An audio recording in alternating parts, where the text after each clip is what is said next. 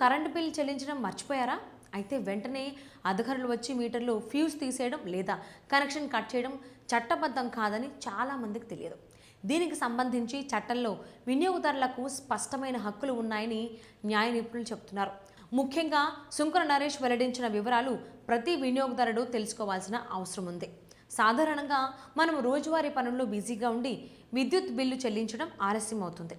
ఈ పరిస్థితిని వినియోగించుకుని కొంతమంది విద్యుత్ శాఖ అధికారులు ముందస్తు సమాచారం లేకుండా ఇంటికి వచ్చి కనెక్షన్ కట్ చేయడం లేదా ఫ్యూజ్ తీసేయడం చేస్తుంటారు.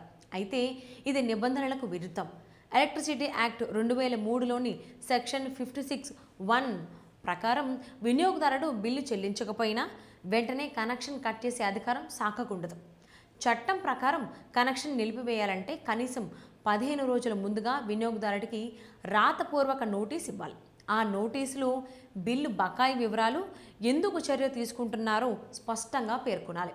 ఈ గడువు వినియోగదారుడు బిల్లు చెల్లించడానికి లేదా తన వివరణ ఇవ్వడానికి ఇచ్చే అవకాశం. నోటీస్ ఇవ్వకుండా నేరుగా కనెక్షన్ కట్ చేయడం చట్టవిరుద్ధం. ఇప్పటి కాలంలో చాలామంది ఆన్లైన్ ద్వారా బిల్లులు చెల్లిస్తున్నారు.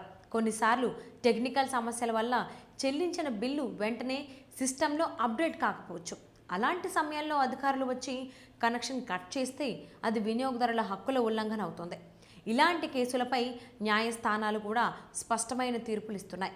2026 ఫిబ్రవరిలో ఆంధ్రప్రదేశ్ హైకోర్టు ఇచ్చిన ఒక తీర్పులో ముందస్తు నోటీసు లేకుండా కనెక్షన్ కట్ చేయడం ప్రాథమిక హక్కుల ఉల్లంఘనగా పేర్కొంది.